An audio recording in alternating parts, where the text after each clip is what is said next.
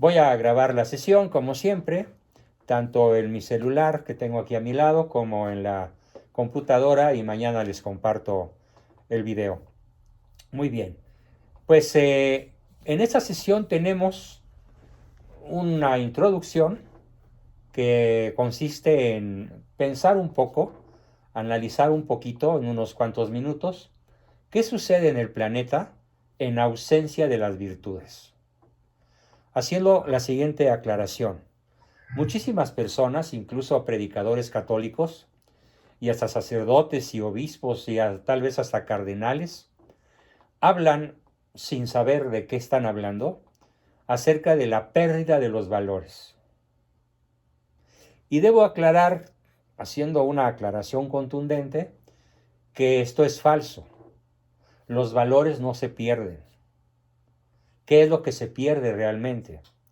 Las virtudes.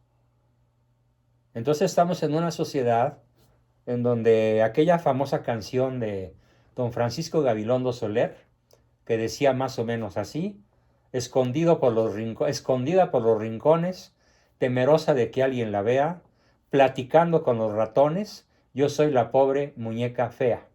Firma la virtud. ¿Por qué? Porque hoy tal parece que la muñeca fea es la virtud. Fíjense, tengo un buen amigo en Monterrey que está escogiendo universidad para estudiar psicología.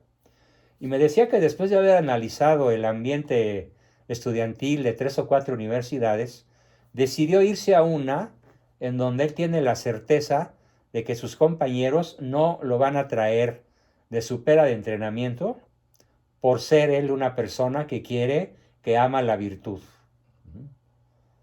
Pero que si se va al TEC lo van a bulear, lo van a acosar, por no irse de juerga, por no irse de prostitutas, por no fumar, por no echarle ganas a la marihuana, por estudiar con formalidad. ¿Por qué? Porque el TEC podrá tener un alto nivel académico, pero tiene un bajísimo nivel ético. Y así la inmensa mayoría de las universidades de este país y probablemente del mundo entero podrán tener altos contenidos académicos de carácter técnico, de carácter frío, de carácter computacional, físico, químico, matemático. Pero algo que nunca van a enseñar en ninguna universidad es la virtud. ¿Por qué? Porque es la pobre muñeca fea, temerosa de que alguien la vea, platicando con los ratones, escondida, ¿sí? Temerosa de que alguien la vea. Como nos platicaba aquella hermosa canción de Cricri de don Francisco Gabilondo hace como 60 años, ¿no? Y que ahora pues como que ya no se escucha. Entonces, la pobre muñeca fea, en su ausencia, ¿qué ha provocado? A ver, alguien que encienda su micrófono y me diga, ¿qué provoca en el planeta Tierra la pérdida, la desvinculación respecto de las virtudes?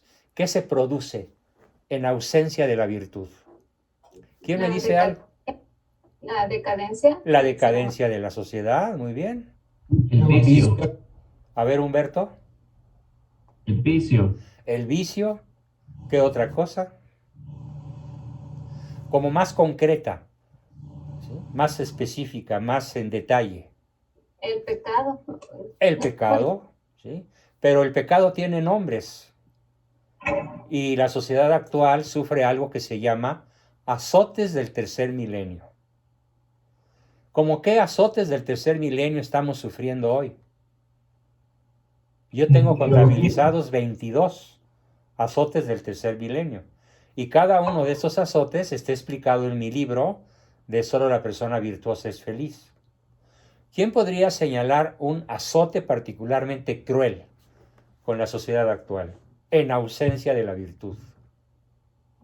El posmodernismo. El posmodernismo, la ideología de género, la drogadicción, el narcotráfico. Por ejemplo, hace rato leí en el periódico que hubo una matanza en Morelia, donde atacaron a una taquería, a un restaurante, y hubo 6 muertos y varios heridos. ¿Por qué sucede eso? Porque quien lo hace, uno, no conoce ni siquiera la palabra virtud. mucho menos el concepto. Y al no conocer ni la palabra ni el concepto, pues cómo vive, con vicios, apegado a los vicios de la sociedad actual. Entonces, los azotes no son tema para hoy, son tema para próximas sesiones, en donde vamos a analizar cada uno de los vicios que se desprenden de la pérdida de las virtudes. Volviendo al concepto fundamental, no son los valores los que se pierden, porque los valores somos los seres de la creación. Mientras haya alguien que exista, mientras haya algo que exista, hay un valor. Desde la partícula más pequeña del universo, que curiosamente se llama la partícula de Dios, así le pusieron los científicos europeos, esos que están checando los experimentos que se hacen en el CERN, CERN, que es un acelerador de hadrones que mide como 400 kilómetros de circunferencia, donde hacen chocar partículas subatómicas entre sí a la velocidad de la luz. Y así es como ellos descubrieron una partícula infinitesimal, mucho más pequeña que un electrón, y le bautizaron con el nombre de la partícula de Dios, o con el nombre de su descubridor, un señor de apellido Higgs, H-I-G-S. Entonces, desde esa mini partícula hasta Dios, pasando por toda la escala de los seres, somos los valores.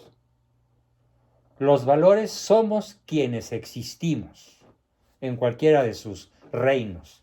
El reino humano, el reino animal, el reino vegetal, el reino mineral, que son los 4 grandes reinos. No son 3, son 4, porque el reino humano no es el reino animal.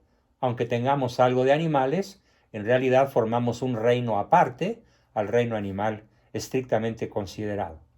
Entonces, todos los seres somos los valores. Los valores no se pierden, ahí están. ¿Qué es lo que sí se pierde? Ojo, el vínculo con los valores, sobre todo con los valores superiores. Al perder el vínculo con Dios, al perder el vínculo con la familia, al perder el vínculo con la esposa o el marido, al perder el vínculo con los hijos, al perder el vínculo con los seres más valiosos que nos rodean, se introduce desde luego el vicio. Y de modo más puntual, más particular, se introduce ese término que quiero que se empiecen a aprender todos y que vamos a analizar con mucho detalle, que se llama los azotes del tercer milenio. Narcotráfico, prostitución, drogadicción, alcoholismo, desintegración familiar, corrupción en el mundo de la política y en el mundo de las empresas, ¿sí? Hambre. En el planeta Tierra solamente 1/4 parte de la humanidad se alimenta bien, otra 1/4 parte de la humanidad se alimenta mal, y casi la mitad de la población mundial, que según acabo de ver en una hoja de datos impresionantemente exacta, ya somos 7.900 millones de personas, de las cuales comen mal la mitad, y la mitad de esa mitad tiene hambre. ¿Sí? No solo hambre y sed de justicia, que es una hambre tremenda de esta época, sino hambre de alimentos, de esos que a nosotros, gracias a Dios, nunca nos hacen falta. Y por lo tanto podemos considerarnos privilegiados, porque todos los que estamos aquí, ¿qué tenemos? Tenemos 6 bienes invaluables: casa, vestido, sustento, diversión, recreación y educación. Somos millonarios. Somos mega ricos, si consideramos lo que realmente tenemos. Bueno, pero hay una mitad de habitantes del planeta que carecen de todo esto. No tienen techo, no tienen comida segura, no tienen educación, no tienen agua fácilmente conseguible, no tienen diversión ni tiempo para ella, etc. Son los pobres que claman justicia al cielo. ¿Y de dónde se origina este brutal azote? Por supuesto que cuando el Pejelopostli dijo de dónde se origina, pues no paré de reírme como durante 3 horas, ¿no? Además, miren el burro hablando de orejas, ¿no? Hay un video formidable de Carlos Doré de Mola, donde le dice a este homúnculo de Palacio todo lo que va a tener que ir a decir a la ONU de corrupción en su persona y en su gobierno. Él dice que va a ir a hablar a la ONU del azote de la corrupción que causa la pobreza. No, señores, la corrupción no causa pobreza. Lo que causa pobreza es la intencionalmente mal distribuida riqueza de la tierra. Porque una persona que gana honestamente, como Jeff Bezos, o como el dueño de Microsoft, o el dueño de lo que quieran, de Tesla, una persona que se embolsa 40,000 millones de dólares al año y que no hace, cuando menos con la mitad de su capital, obras de beneficencia mundial para restringir la pobreza, está cometiendo una injusticia que clama al cielo. Porque como lo vimos en la sesión pasada, nadie tiene derecho a lo superfluo mientras millones de personas carezcan de lo estrictamente necesario. Así que hay que ver con mucho detalle en próximas sesiones de dónde se originan los azotes de ese tercer milenio en los cuales estamos sumergidos de gran forma, de terrible y dramática manera. Bien, entonces, por eso es tan importante el concepto de virtud, porque su ausencia nos desvincula de los valores de orden superior, que son Dios, patria y familia y vida. ¿De qué se desvincula el vicioso? Se desvincula de Dios, se desvincula de su familia, se desvincula de su patria y se desvincula de la vida para instalar la cultura de la muerte. Y celebrar, como lo dicen la Hillary Clinton y Obama y el homúnculo de Palacio y todas acá las tribus que hoy, las hordas que hoy malgobiernan México, el derecho al aborto es un derecho sacrosanto. ¿Por qué lo sostienen así? Porque se han desvinculado de los 4 valores primordiales para instalar azotes, como el azote del aborto, contra la humanidad. En esa misma página que estudié en detalle, ¿saben cuántos abortos van en el mundo en lo que va del año? Échenle una cifra. Carlita. Y vamos en 36 millones. 36 millones de abortos en lo que va del año. O sea, por cierto, esta página me la dio a conocer Carla, que es la que acaba de platicar. Bien. Y a una velocidad asombrosa, ocurre un aborto cada segundo o más. ¿Sí? ¿Cómo se da este fenómeno? Por la pérdida de las virtudes y la desvinculación que se produce al perder la virtud con los valores supremos. ¿Por qué? Porque las virtudes son los vínculos con los valores supremos. Entonces, ¿qué es lo correcto? Perdiste las virtudes y perdiste el vínculo con los valores. No es que no tengas valores, es que no estás vinculado con ellos. Ellos existen, ellos ahí están, para que tú te vincules con ellos a través del ejercicio de la virtud. Esta es la introducción a la sesión de hoy y es una aclaración muy importante que no había hecho en sesiones anteriores.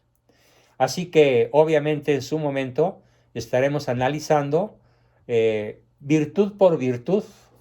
¿Qué produce en el planeta Tierra la falta de prudencia, la ausencia de justicia, la ausencia de fortaleza, la ausencia de templanza, de fe, de esperanza y de caridad? Pero eso es otro ciclo que vamos a ver más adelante, porque en este momento estamos revisando el ciclo de cuáles son las virtudes y sus componentes esenciales. Así que entrando hoy en materia, hoy nos toca ver la virtud de la fortaleza. ¿Sí? La virtud de la fortaleza, que obviamente no se refiere a ese fenómeno psicológico mal entendido que produce neurosis, psicosis y hasta suicidios, que es el impulsor sé fuerte, en donde el niño lo aprende con una serie de mandatos estúpidos, crueles por parte de los padres. como aquellos de aguántate, no chilles, no te rajes, no seas vieja, no seas marica, no seas collón, no seas cobarde, no tengas miedo, y una sarta de estupideces parecidas que lo único que hacen es hacer que el niño se vuelva exactamente miedoso, cobarde y carente totalmente de la virtud de la fortaleza. Porque acuérdense, tocando de refilón el tema esencial de qué hacemos cuando un hijo o una persona o yo mismo tengo miedo. Lo importante es poderlo extraer, poderlo vomitar, para poder llegar a dominarlo. Pero si papá te obliga a no tener miedo o a no expresar que lo tienes, pues te está hinchando de miedo. Y si tienes tristeza, la solución no es decirte no tengas miedo, no tengas tristeza, no chilles por eso. La solución es consolar al triste, como lo dice el Evangelio en una de sus obras de misericordia espirituales. Consolar al triste, vivificar al que está contento, extraer el miedo a quien tiene miedo, acompañar o consolar al triste y dejar pasar la ira sin engancharse con ella, así como corresponder la ternura. Dicho sea de paso, de un manejo adulto de las emociones básicas del ser humano. Bien, entonces, ¿qué es la virtud de la fortaleza? Vamos a ver. La virtud de la fortaleza, nuevamente nos apoyamos en Santo Tomás de Aquino, si bien para esta virtud en especial he recurrido también a Aristóteles y a otros filósofos como Jacques Maritain, Bernard Lonergan, que tienen muchísimo que decirnos acerca de la virtud de la fortaleza. Vamos a ver primero entonces su definición. En la definición hay por ahí tal vez un par de palabras difíciles, pero las explicaré. Definición de la virtud de la fortaleza. Es la virtud que sostiene o entusiasma al apetito irascible y a la voluntad para que no desistan en su empeño por conseguir el bien arduo o difícil, ni siquiera ante el peligro cercano de perder la vida corporal. Tremenda definición. ¿Sí? Vale la pena repetirla, pero ahora explicando con sinónimos lo que quiere decir alguna palabra por ahí dominguera. Dice entonces la definición: es la virtud que sostiene o entusiasma al apetito irascible. ¿Qué es el apetito irascible? Bueno, es un apetito como el hambre, es un apetito como el sueño, es un apetito como la sed. El apetito irascible es la capacidad de indignarnos, es la capacidad de enojarnos, es la capacidad de encolerizarnos, como dice Aristóteles, en el momento correcto, con la persona adecuada y con la cantidad o intensidad virtuosas. ¿Sí? Porque cualquier persona no virtuosa se puede enojar por cualquier cosa. Y ser injusto y débil en la explosión de su ira. Pero la persona que se enoja y se indigna de la manera adecuada, con la persona conveniente y en el momento y en la cantidad correctas, está ejerciendo virtuosamente su apetito irascible. ¿Sí? El apetito irascible también es, dicho de otra manera, la capacidad de enardecernos. Por ejemplo, estoy viendo, para analizarla, una serie de televisión que se llama Hernán, que es la historia de don Hernán Cortés, el libertador del indio, el creador de la nacionalidad mexicana.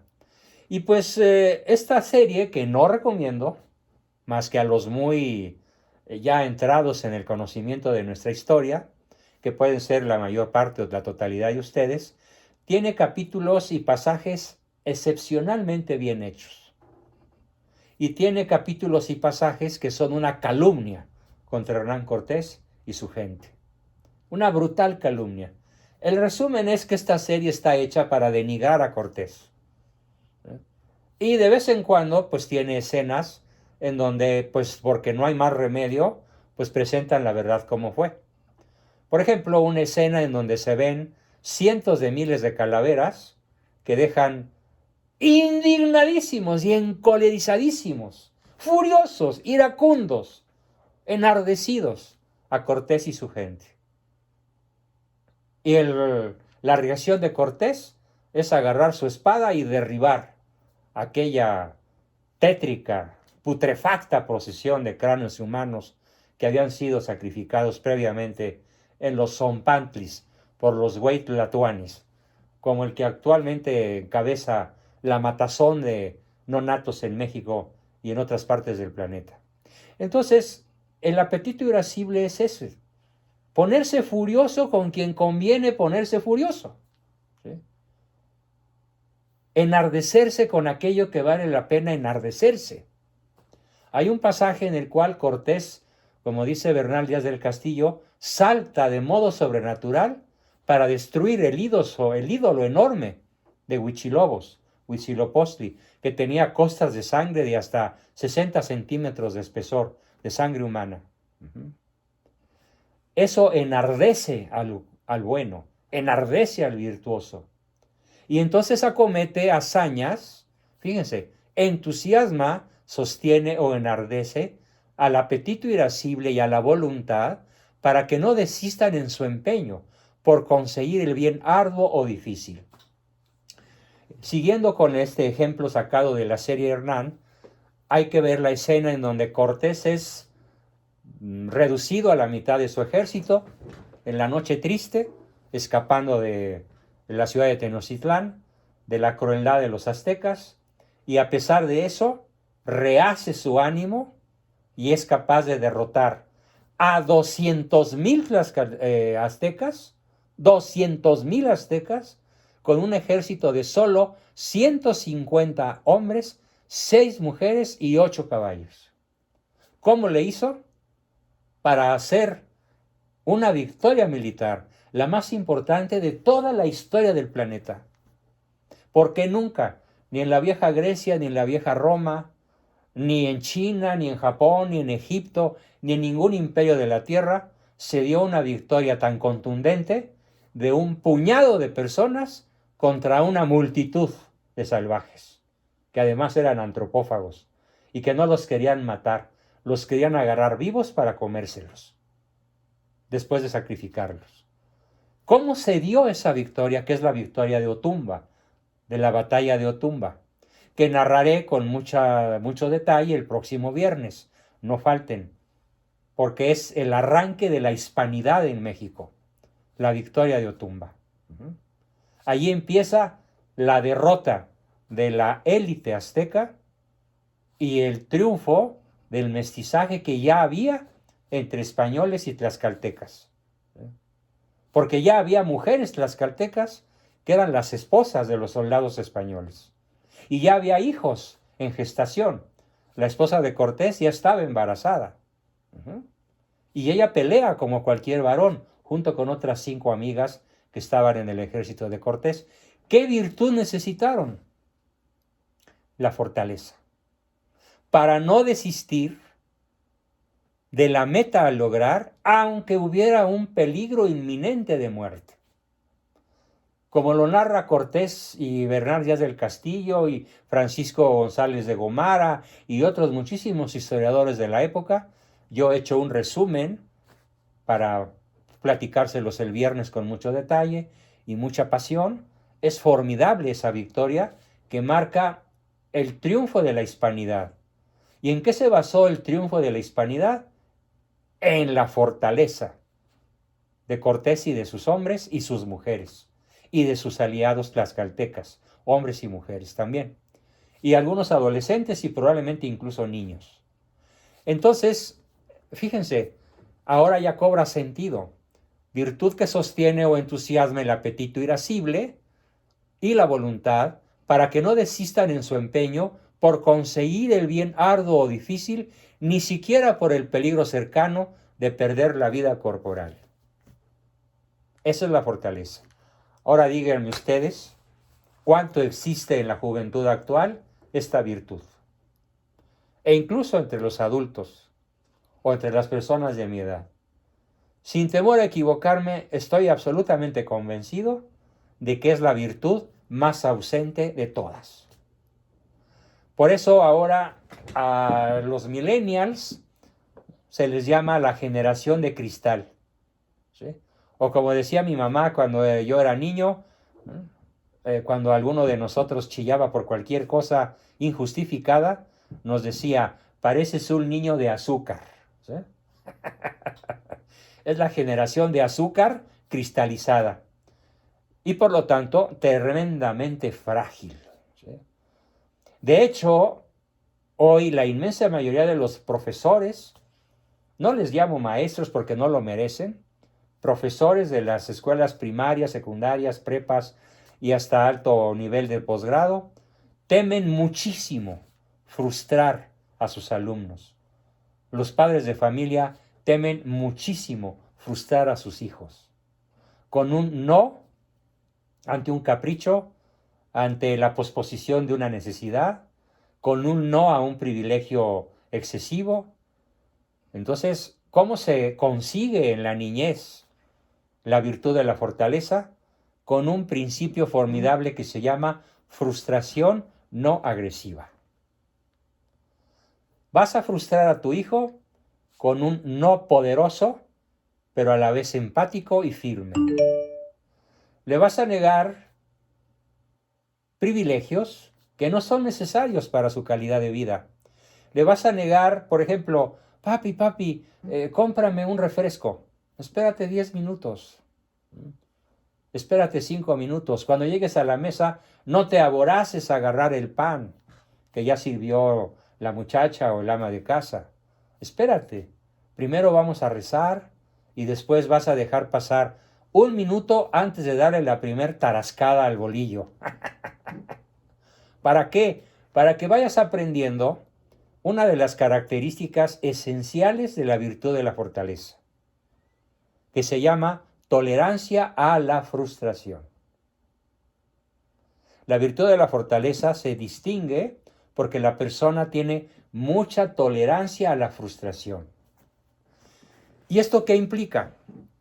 Bueno, pues que no pierde la cabeza, la conserva en su lugar, no pierde su aplomo, no pierde su buen humor, no pierde su alegría, aunque tenga sed, aunque tenga hambre, aunque tenga sueño, o las tres cosas juntas. Díganme cómo se pone su pareja, o cómo se ponen ustedes cuando se les junta el hambre, la sed y el sueño. ¿Cómo se ponen? A ver, furiosos, enojados, intratables. Les toca a uno la piel y hace pss, ¿no? Como si estuvieran ardiendo. Y además lo justifican. Es que estoy de malas. ¿Por qué? Porque me lleva ya se comen mis tripas unas a otras. Así que sírveme de comer rapidísimo, ¿no? Bueno, pues esa es una persona que carece de la tolerancia a la frustración y por lo tanto carece de la virtud de la fortaleza. Ahora bien, mucho cuidado. ¿Por qué? Porque los papás, yo conozco varios, en Monterrey, en Guadalajara y aquí en mi cantón también, conozco varios papás que con el ánimo de crear fortaleza en sus hijos, lo han llamado para formar a mis hijos, han incurrido en un pecado tan grave como el no frustrarlos de modo no agresivo. Y es frustrarlos excesivamente. ¿Sí? Por ejemplo, no permitirles comodidad, nunca. No darles permiso de tener su propia agenda, incluso cuando ellos ya son adultos. ¿Sí? Tienen que seguir una norma cuadriculada, una norma estricta de salida, de llegada. Tienen prohibidas multitud de cosas, entre otras ciertas amistades, nada más porque le caen gordas al papá o a la mamá o a los dos, pero no producto de un análisis racional, justo, objetivo, de qué tan conveniente o inconveniente es esa relación de mi hija con fulano de tal. Entonces, volvemos al viejo concepto de La virtud es el justo medio entre dos extremos. Es bien importante entonces buscar aquella frustración para los que amamos y para los que están en formación con nosotros. Buscar, sí, que tengan ligeras o grandes frustraciones, pero que obedezcan a una regla del justo medio. Que no sean exageradas, que no sean caprichosas, que no sean injustas, que no sean excesivas. Y normalmente los papás controladores, las mamás controladoras, que tienen un estilo de mando autócrata, autoritario, impositivo, generalmente imponen reglas injustas o imponen reglas que podrían ser mitigadas, imponen reglas que se antojan incluso pues de otras épocas, ¿sí? O se antojan propias de un convento en donde se ha hecho voto de pobreza, obediencia y castidad. Y pues una familia no es un convento.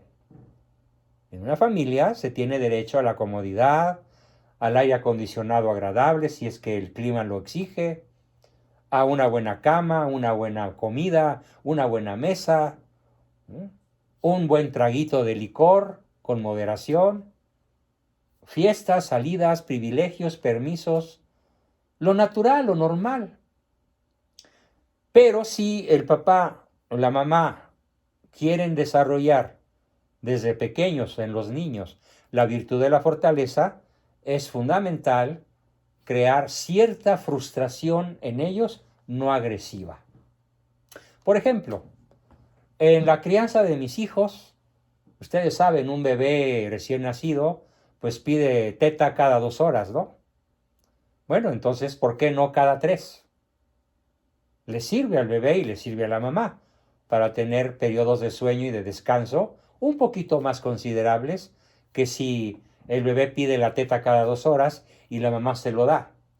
Va a desarrollarse con más salud, con más fuerza, con más capacidad de respuesta, con mejor sistema inmunológico, un bebé al que enseñas a posponer un poquito su necesidad de comer, en vez de tenerlo siempre a reventar, siempre satisfecho.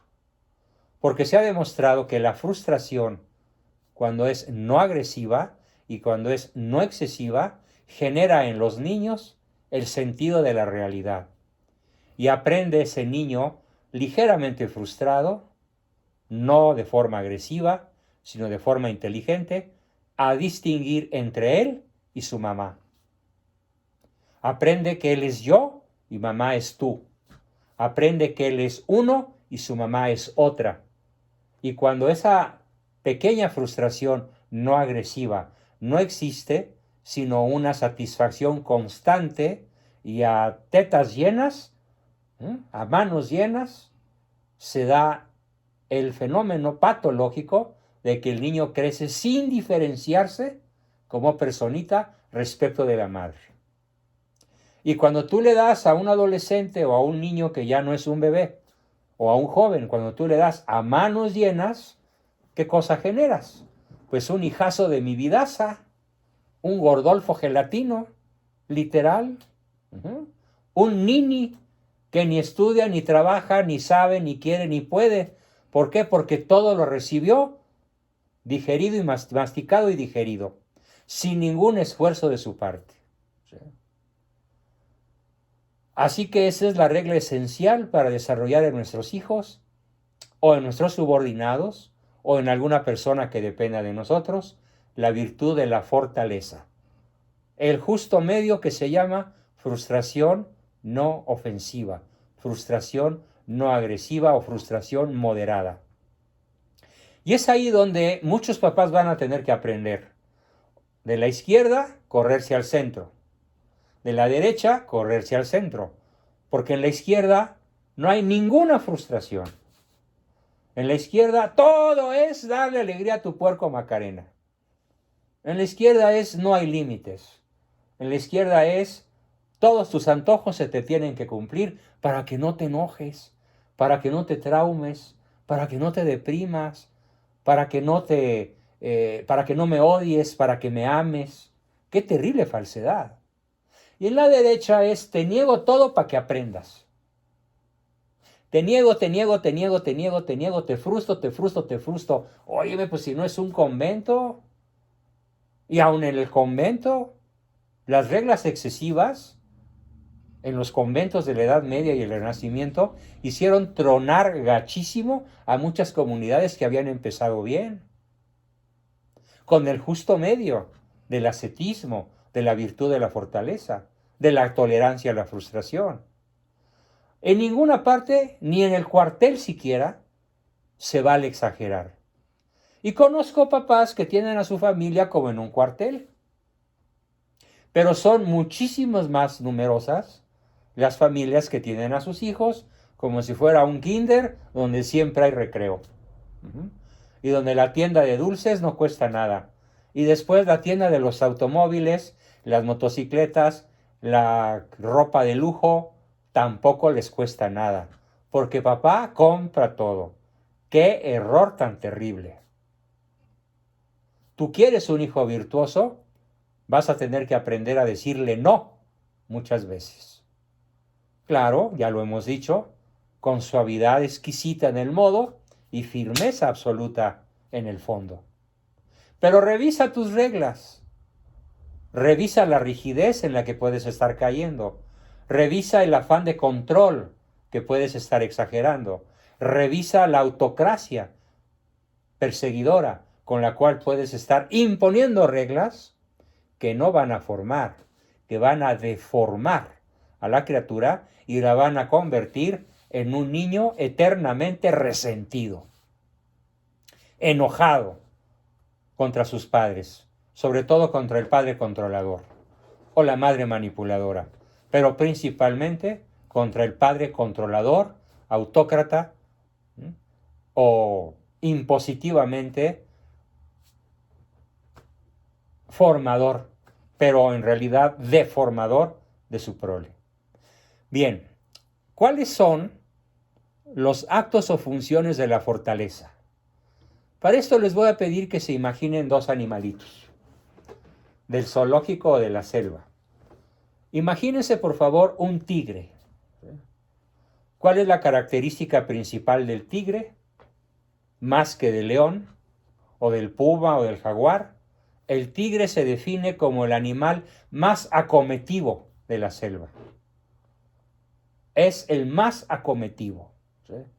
Más acometivo que un gato montés, que una hiena, que un león, que una pantera, que un jaguar. Es el tigre de Bengala. Imagínenselo, por favor. Y al mismo tiempo imagínense una tortuga, pero no una tortuga pequeña.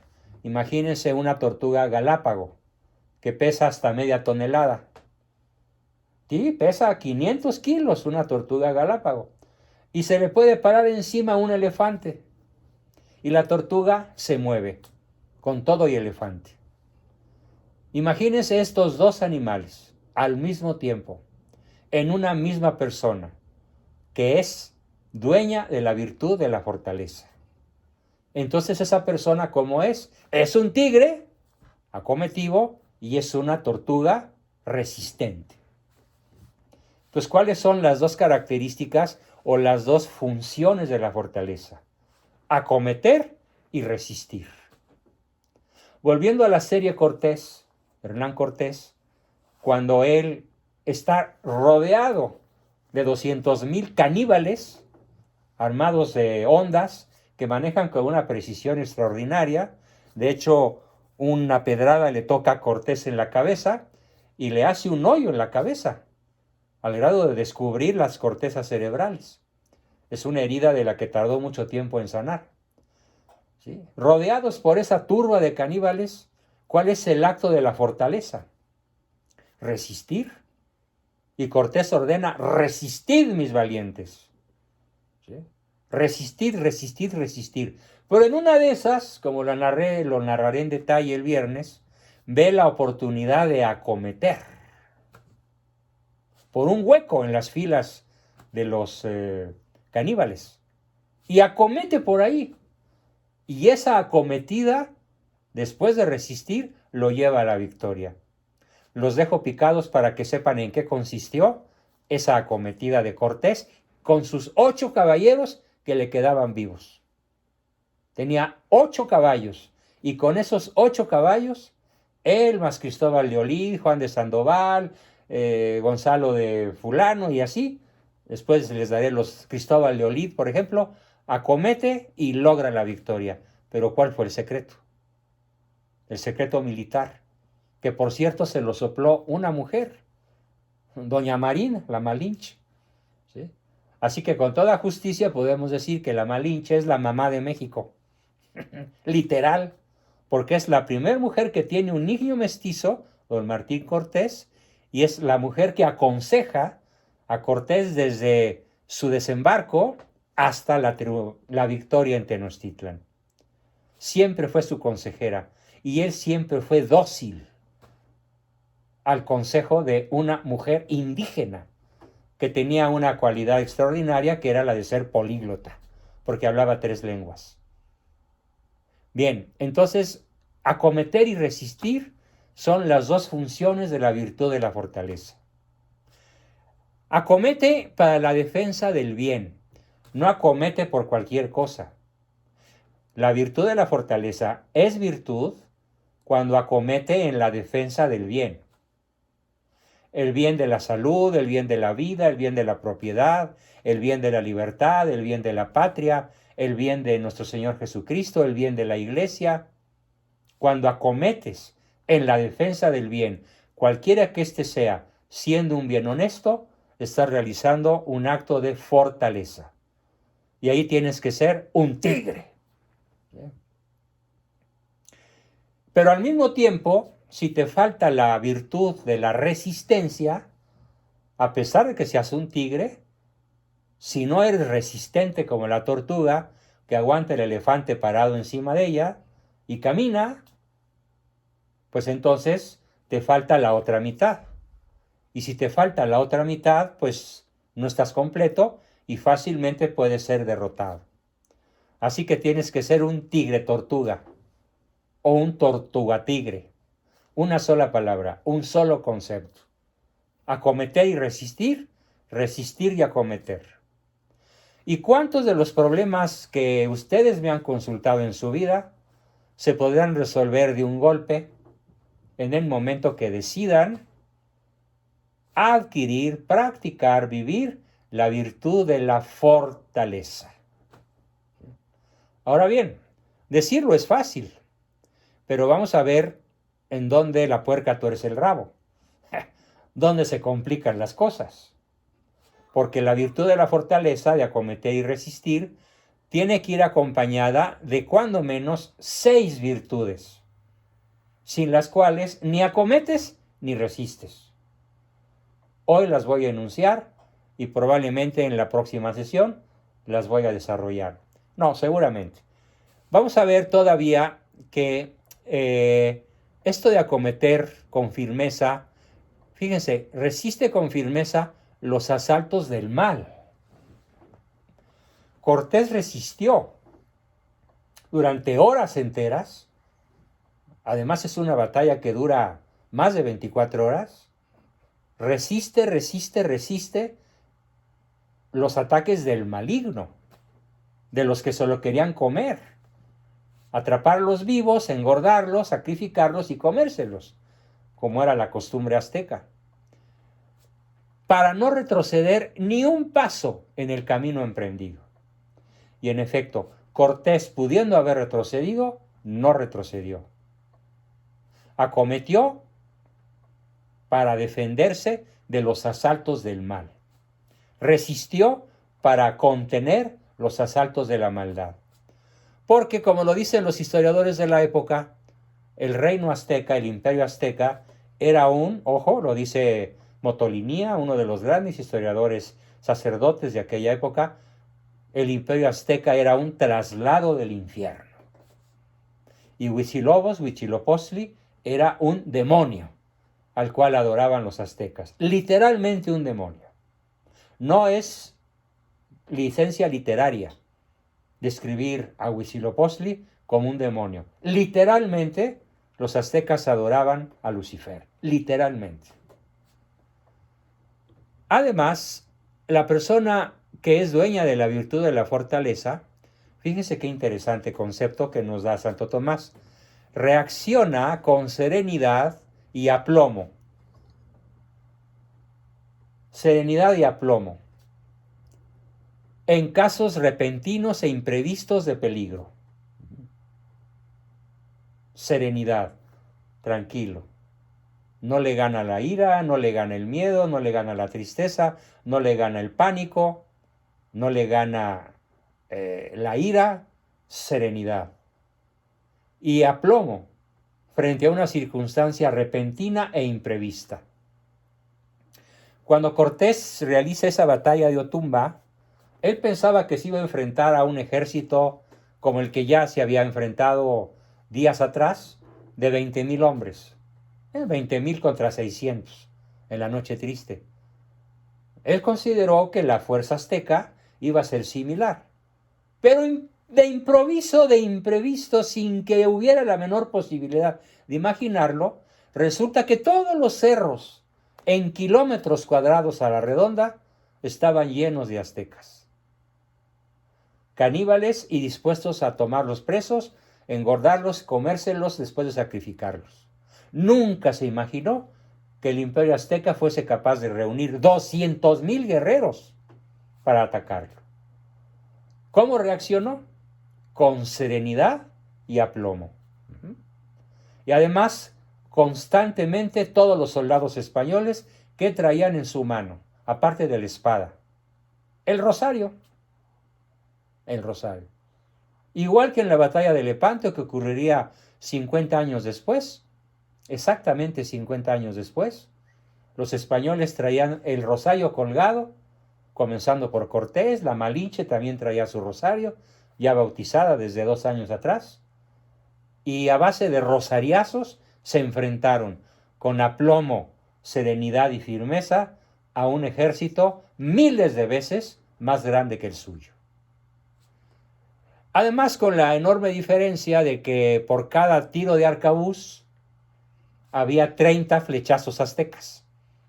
O sea, ¿cuánto se tardaba un arcabucero en cargar su fusil? El mismo tiempo que un azteca se tardaba en disparar 30 flechas. O sea que eran aquellos arcabuces de espérame tantito mientras lo cargo, ¿no? Varios minutos. Terrible diferencia de desventaja militar. Pero bueno, a pesar de todo, de forma imprevista, de forma repentina, se enfrentó y triunfó, gracias a su capacidad de resistir y a su capacidad de acometer. Pero no nada más de él, sino de toda su comitiva, tanto militar como civil, y de sus aliados tlaxcaltecas, que describen los historiadores como particularmente aptos para la guerra por su natural fortaleza. Claro, ya tenían 2 siglos de combatir contra los aztecas, ¿no? Algo habían aprendido en 200 años de opresión. Ahora bien, voy a mencionar, solo a mencionar, cuáles son las virtudes relacionadas con la fortaleza. ¿Sí? Son 6 virtudes. Las voy a enumerar brevemente. También voy a enumerar los vicios contrarios a la virtud de la fortaleza, y con esta enumeración terminaremos nuestra exposición de hoy para dar paso a sus preguntas, comentarios y aportaciones. ¿Cómo distinguimos a una persona dueña de la virtud de la fortaleza? El primer rasgo que me salta a la vista, que es una virtud tremendamente desconocida en nuestra época, es la magnanimidad. El corazón magnánimo, que nos lleva a realizar grandes obras con generosidad, prontitud y confianza en conquistar el fin. Estas obras son espléndidas y dignas de admiración y perduran a lo largo de la historia. Si no somos magnánimos con la esposa, con el marido, con los hijos, con el prójimo, con nuestros subordinados, hasta con nuestros adversarios, difícilmente seremos virtuosos. La magnanimidad. Lo explicaremos con muchísimo más detalle y recurriendo a ejemplos históricos en nuestra próxima sesión. La segunda virtud propia de la fortaleza se llama magnificencia. Fíjense la maravilla que es el castellano. Magna animidad. Se refiere al ánimo, se refiere al espíritu, a la psique, la magnanimidad. Y la magnificencia se refiere al facere, al hacer, cosas materiales. Entonces la magnanimidad se refiere a cosas espiritualmente grandiosas. Y la magnificencia se refiere a cosas grandiosas en el plano material. El fuerte es magnánimo y magnificente. ¿Sí? Las dos cosas. Con la diferencia, pues, ya anotada. La tercera virtud de la fortaleza, y es aquí donde la puerca tuerce el rabo, se llama paciencia. La paciencia es la virtud esencial de la fortaleza. Si no tienes paciencia, no eres fuerte. Estás a años luz de poder ser definido como una persona dueña de la fortaleza. Y no me valgan a salir ahora con aquella oración que hacía un cuate que decía: Señor, Señor, Señor, reconozco mi impaciencia. Sí, Señor, la reconozco. Dame paciencia, pero ya. ¿No? Pues ¿dónde está la paciencia? En la forma de pedir está el dar, ¿no? Así que Dios nunca le hizo caso. Siguió siendo impaciente. Porque Dios no te va a dar la paciencia. Lo que nos dio Dios es la facultad para adquirirla. Pero Dios no te va a dar aquello que tú puedas conseguir por ti mismo. Esto es un secreto fundamental. Dios no te da más que la facultad para decidirlo, que se llama libre albedrío. Y claro, hay un auxilio formidable que tenemos los cristianos que vivimos en gracia. Y es la maravillosa fuerza que nos da estar en gracia de Dios, estar en amistad con Dios. Por esa razón se ganó Lepanto. Y por esa razón se ganó la batalla del Puente Milvio. Y por esa razón se ganó la batalla de Otumba. Porque todos los soldados católicos estaban en gracia. En el caso de Otumba, el padre Olmedo los había confesado a todos, los heridos y sobrevivientes, y los poquitos que quedaban enteros, que eran unos cuantos. Pero no pensemos que Dios nos va a dar la paciencia. Es una decisión nuestra.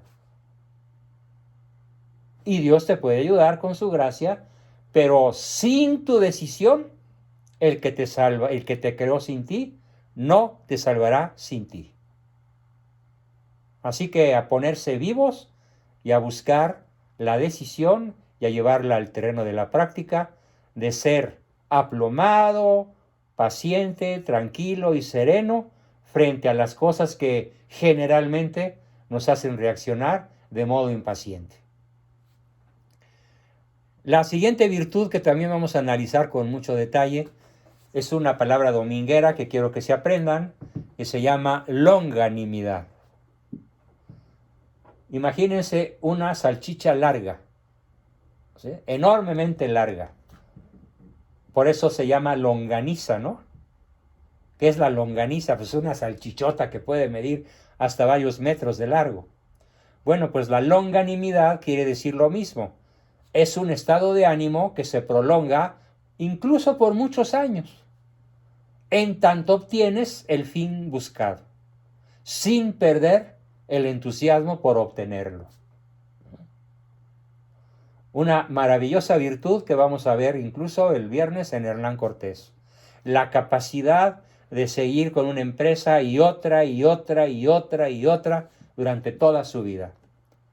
Después de conquistar Tenochtitlan, pues va a Centroamérica, y después de ir a Centroamérica, pues se va a donde ahora se llama el Mar de Cortés, que este imbécil de Palacio le quiere llamar el mar de la, ¿qué? De la prosperidad o algo así. ¿Sí? Así como se llama el gas ese que andan ahora vendiendo caro. El gas, ¿cómo se llama? Ya se me pasó el nombrecito, pero no importa. Bueno, la longanimidad.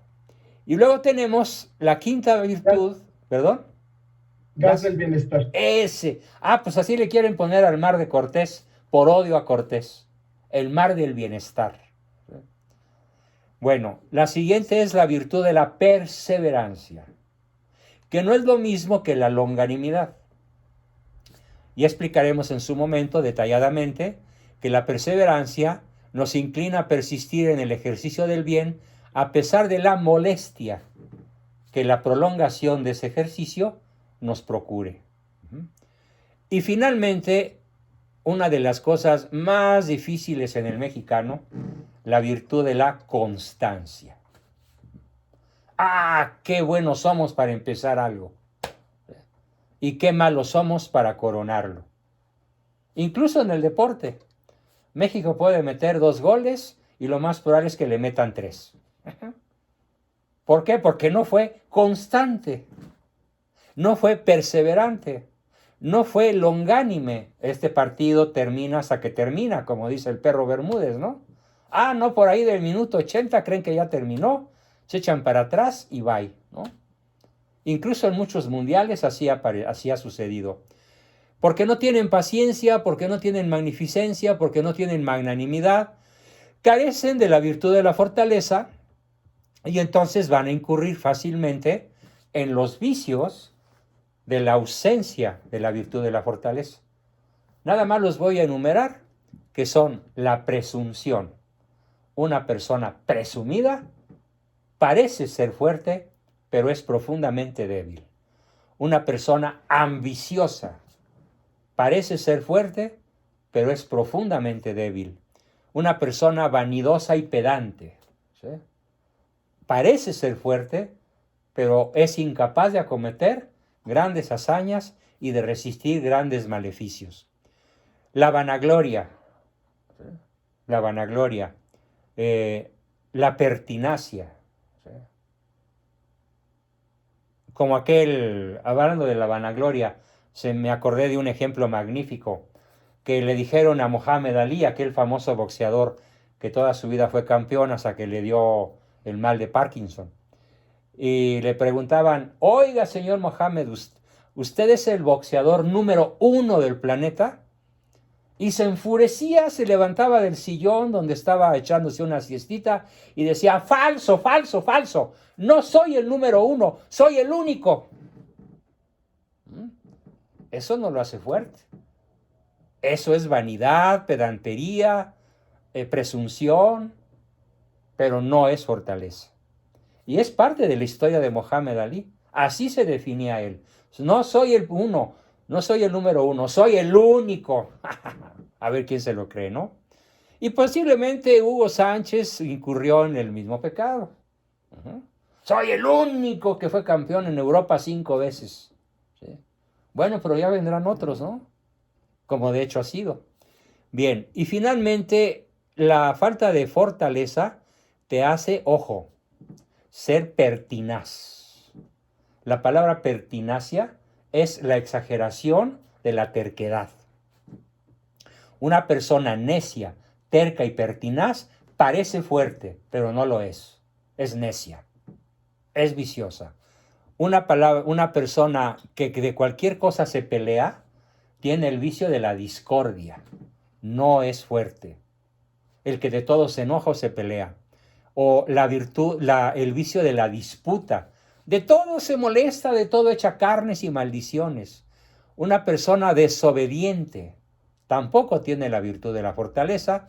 Y finalmente, en la lista de vicios opuestos a la virtud de la fortaleza, tenemos otra palabra dominguera para terminar nuestra sesión del día de hoy que se llama, ojo, pusilanimidad. ¿Qué es la persona pusilánime? Hay que entender un poco de latín. Pusilánime viene de la palabra latina puchila. Se escribe con doble L y doble C, puxilla. Puchila se pronuncia, ¿qué quiere decir? Pequeña niñita menor de 3 años. Una puchila. Entonces, ¿cuál es el ánimo de una puchila? Pues imagínense qué podría sentir una puchila viendo a un guerrero armado que la está atacando, ¿no? pues tendría un pánico tremendo. Entonces la persona pusilánime es una pequeña niñita que tiene pánico de un ratón, de una araña, de las sombras de la noche o de cualquier cosa que una persona fuerte no se va a espantar.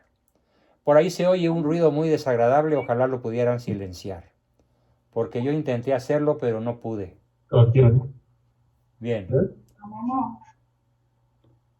Bueno, pues con esto terminamos nuestra exposición de hoy y todavía nos queda un buen rato. Todavía sigo solterito. Ya el sábado me voy de vacaciones con mi esposita de paseo, pero aprovechemos el rato para preguntas, comentarios, dudas, aclaraciones o aportaciones. ¿Quién quiere comenzar? Adelante, por favor. Buenas noches.